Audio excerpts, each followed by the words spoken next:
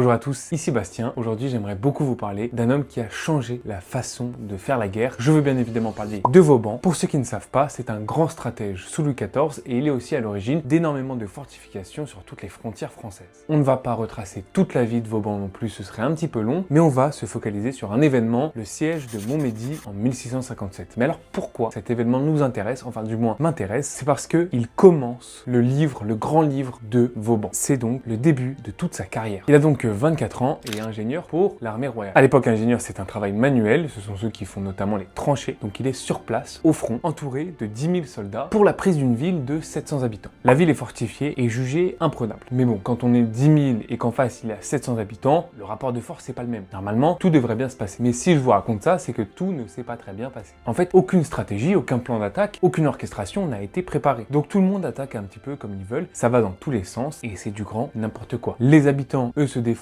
du haut de leur rempart comme ils peuvent, en jetant de l'eau bouillante, des casseroles, tout ce qui passe, et ça marche. Et ça marche complètement. Ils font 4000 morts. 700 habitants qui font 4000 morts, c'est un truc de malade. Au bout de 32 jours de siège, ce qui est énorme, vu le rapport de force, encore une fois, l'armée royale réussit à s'emparer de la ville. C'est donc une victoire pour Louis XIV qui est très content, mais Vauban, lui, a vécu un véritable traumatisme. Perdre 4000 hommes et faire 32 jours de siège pour une si petite ville, c'est niet. Il ne veut plus jamais revivre ça de sa vie, et c'est comme ça qu'il va naître. Que le Vauban, le stratège, va naître. Il est convaincu qu'il existe une stratégie qui déjà ferait des sièges qui durent moins longtemps, et qui aussi ne coûterait pas autant de sang de soldats. Et donc c'est avec cette mentalité, et donc ce traumatisme qu'il aura toujours en tête, qu'il va élaborer toutes ces stratégies, et ça va révolutionner le monde de la guerre, puisque avant de faire la guerre, c'était juste aller au front, foncer sur l'ennemi et le tuer, et si on meurt, c'est pas grave, il y a d'autres soldats. Non, lui, il ne veut pas ça. Il a de l'estime pour tous les soldats. Il a une vision plus humaniste de la guerre, ce qui est assez controversé finalement. Merci d'avoir regardé cette petite vidéo, c'était Bastien, et à bientôt.